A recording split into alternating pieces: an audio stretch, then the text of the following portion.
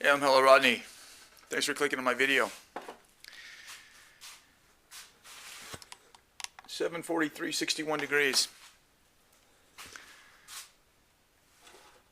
It's time for a weather report.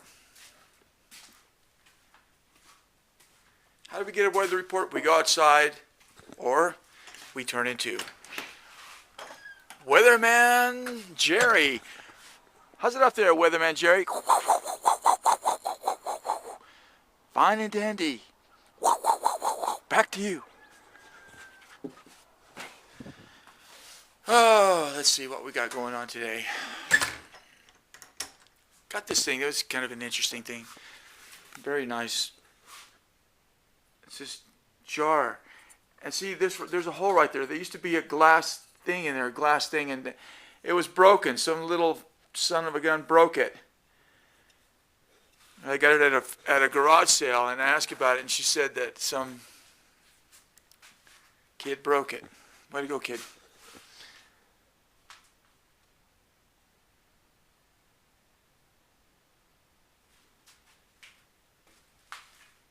It's been very enjoyable. Very enjoyable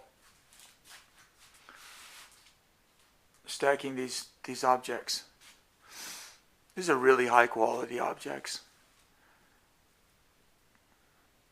This is like super duper deluxe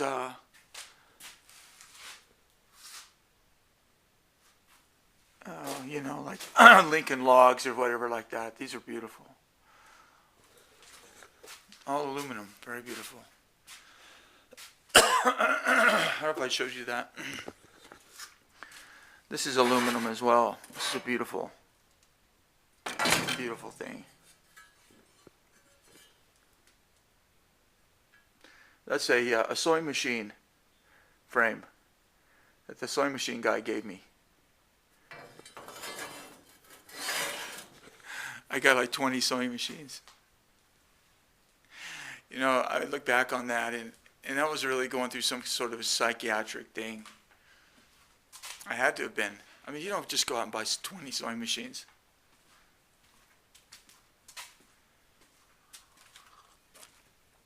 But I did. But I did. Nobody in their right mind would do such a thing, but I did. Nobody could think that was a good idea, but I did. Nobody, nowhere. Teacup, coffee cup, oh, who cares? Do. But oh, you stroll down the street, cool as can be. Do for tea. Do bump bow, yeah. Oh, bow.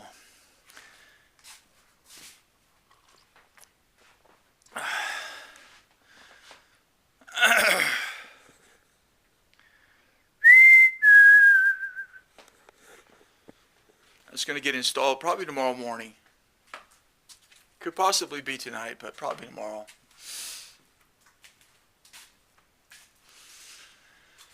You know, I'm probably one of the luckiest man on the face of the earth. Next to that guy that's luckier than me, of course. Oh, and I'm going to get him. I'm going to get him for being luckier than me, because my nickname is Mr. Lucky. Oh, Mr. Lucky. This is how I feel, like a can that got squashed. Mr. Lucky. I mean, that's the kind of thing that I think is absolutely beautiful. King Kong standing on the Twin Towers. A ball jar filled with the winnings when I won the poetry contest. A guy from Germany sent me this. I put all the things that he sent me, the package. He sent me some little coins. The main prize are those glasses, and then I sealed it and put it in a jar and sealed it with wax.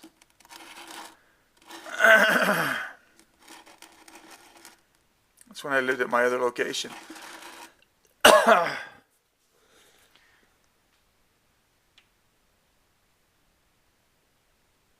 That's a series of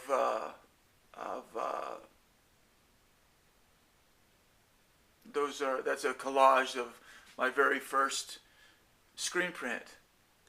Basically, I think it's my first one is when it was beautiful. It's a beautiful piece. I'll tell you that poem, the poem that won me the contest. Tell us, Rodney, tell us the poem that won you the contest. We're dying to hear that. We're dying to hear the poem that won the contest. Well, let me tell you the story. I've told the story before, but there might be one person out there who hasn't heard it.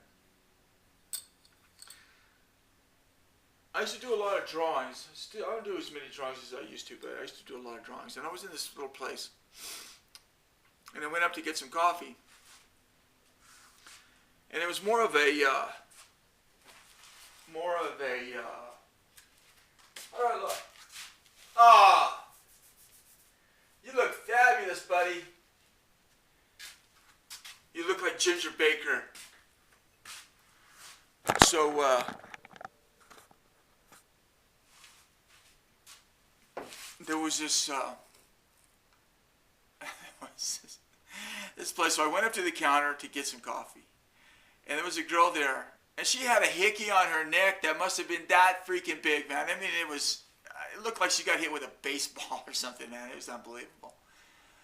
And so I went up to get the coffee and I said, oh, have a little trouble putting the cat out last night?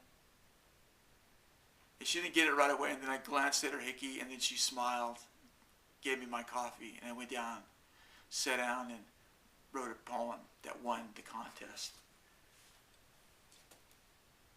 Now, this poem was written many, many years ago. It wasn't written for the contest. This was written before I went to Los Angeles.